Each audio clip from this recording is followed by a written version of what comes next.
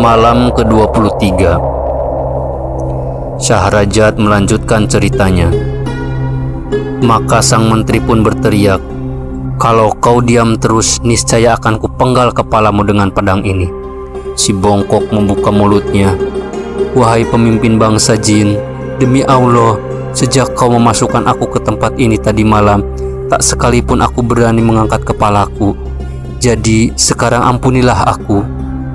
Ketika mendengar ucapan si bongkok, sang menteri berkata, "Apa yang kau katakan?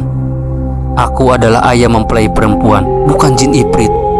Mendengar jawaban itu, si bongkok berkata, "Wahai tuan, sebenarnya umurku tidak berada di tanganmu, dan kau juga tak dapat menyabut nyawaku. Namun aku takut pada ifrit. Oleh sebab itu, cepatlah tuan pergi sebelum makhluk yang memperlakukan tuan seperti yang kualami ini datang. Ternyata kalian menikahkan aku dengan seorang gadis yang merupakan kekasih seekor kerbau jelmaan ifrit. Semoga Allah melaknat orang yang menikahkanku dengan perempuan itu dan melaknat orang yang menyebabkan semua ini."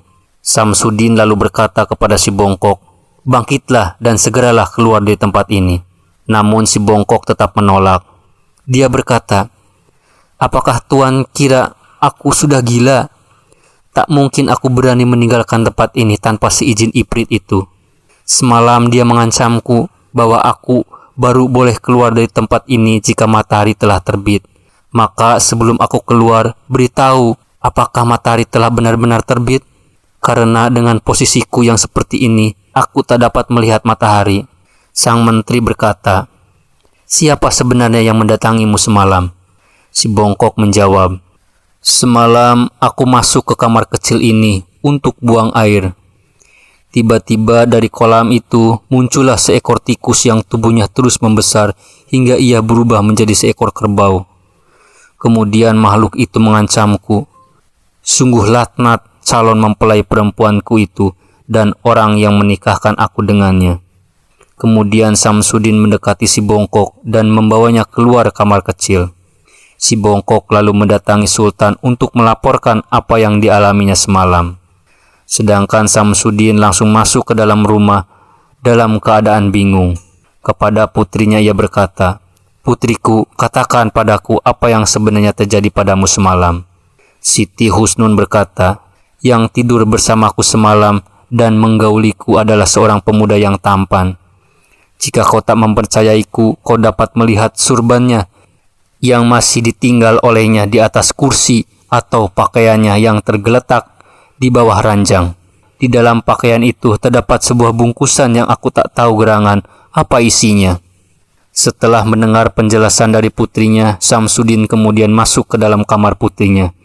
Dan ternyata apa yang dikatakan putrinya memang benar.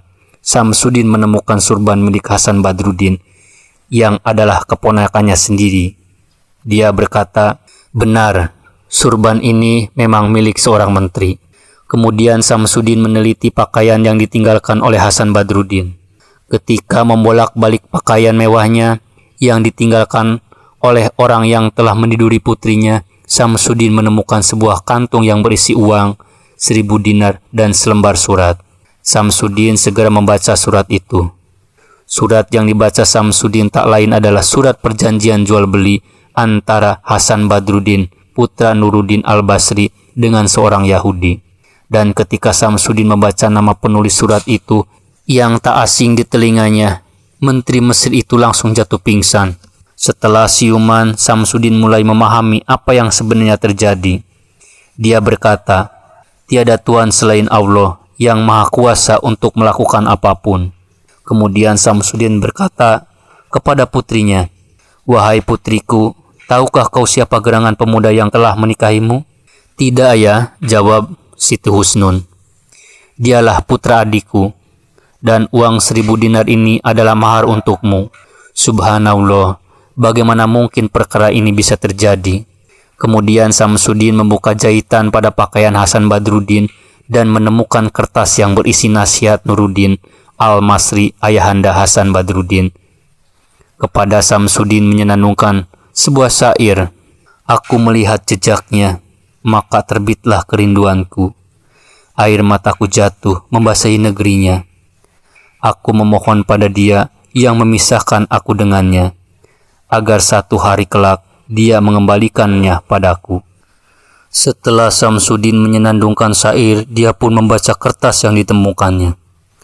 Di atas kertas itu Samsudin menemukan tanggal pernikahan Nuruddin dengan putri menteri Basro, tanggal wafatnya sang menteri, dan tanggal kelahirannya Hasan Badruddin.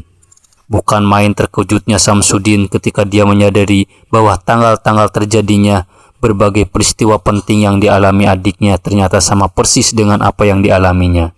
Tanggal pernikahan Nuruddin ternyata sama dengan tanggal pernikahannya. Tanggal kelahiran Badruddin, putra adiknya itu, ternyata juga sama persis dengan tanggal kelahiran putrinya, Siti Husnun.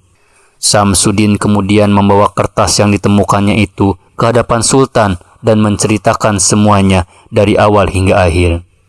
Baginda Sultan tentu takjub ketika mengetahui riwayat kedua kakak beradik yang ajaib itu. Baginda kemudian memerintahkan agar kisah mereka ditulis dalam catatan kesultanan. Samsudin terus menunggu kedatangan keponakannya yang hilang tak tentu ribanya itu. Di dalam hatinya Samsudin berkata, "Demi Allah, aku akan melakukan sesuatu yang tak pernah mereka lakukan oleh siapapun." Pagi datang, kisah yang dituturkan Saharajat pun berhenti. Ya Imam al-Mujahidin,